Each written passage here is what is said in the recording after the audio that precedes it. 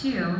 Our next 2024 Hall of Fame inductee is Dr. Susan Scanlon, President and Board Chair of the Midwest Center for Women's Healthcare.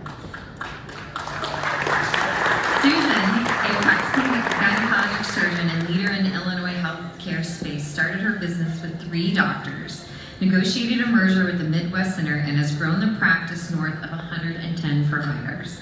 In the last 16 months, she has closed deals with 5 physician groups, most recently in Southern Illinois. She is in negotiations to add 2 more physician groups by the first quarter of 2025. Susan negotiated a partnership with Unified Women's Health, an MSO backed by private equity, in order to be better capitalized and compete against institutional healthcare and major hospitals networks while maintaining physical autonomy. Susan is the 3rd generation physicians in her family, each focused on innovation. Her late father, Dr. Patrick Scanlon, co-founded Loyola Department of Cardiology, which remains a leader in cardiac research in the U.S. In addition, she is the member of the U.S. Women's Health Alliance and lobbies on the Hill in support of private practice. Congratulations, Dr. Scanlon.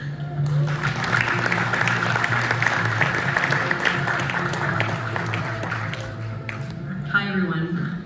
First, a shout out to Tony Lorenz. Thank you so much for this nomination. I appreciate very much being here today with all you very intelligent people. As mentioned, I'm the 3rd generation of doctors in my family. So I grew up with a family that embraces innovation.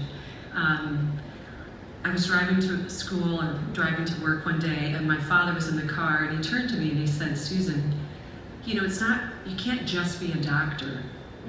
You really need to reach beyond what you think is possible and do more than you think you are capable of." And I was sitting there thinking, really? It's not good enough just to be a doctor? And at the time it was completely confusing. But fast forward years later, I completely understand. The first deal that I did was to start my own practice. I was working in a pretty traditional private practice. There were 2 owners and a few of us that were working, and I was pregnant at the time. I had a complication of the pregnancy. I was at home on bed rest, and they stopped paying me. So I was out of a job because of my pregnancy disability. I don't think you can do that anymore. I think there's rules against that now. But at the time, in business, there's never a great time. Like, timing is never always right. But if there's an opportunity ahead of you, you should launch in and take that opportunity. So I'd seen a niche in my area. There were no all-female OBGYN groups in the northwest suburbs of Chicago at that time. So here I was without a job, and so I decided to start my own.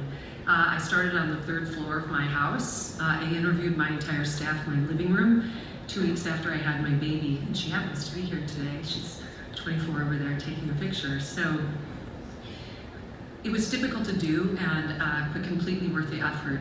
Fast forward, I grew my practice. We started leading medical missions.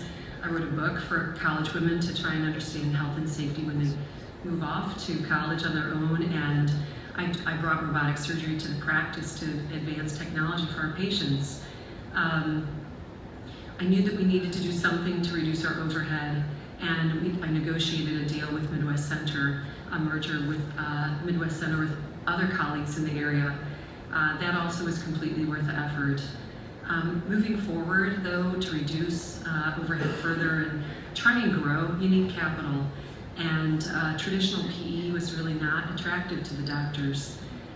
So I had to look for other opportunities and found a different approach, which was the first in Illinois for OBGYN, was to work with an MSO that's backed by private equity. It would give the doctors still autonomy and still have the ability to run their care centers the way they wanted. And so it's difficult to get all doctors on one page. So I feel like the biggest accomplishment was to do that. It took a lot of transparency, a lot of communication, hand-holding in order to build the trust. Again, completely worth the effort. And I have to say to a group of people who are in M&A, just negotiating that deal and working that, the LOI and closing it all the way to taking it all the way to the end was one of the most exhilarating experiences I've had in my career. So So going back to the words that my father shared, you know, each person in this room is intelligent and you have a lot of talents. And so I would encourage you to maybe reach beyond what you think is possible and do more than you think you are capable of. And you may find something in your career that you didn't think was possible. So thanks so much.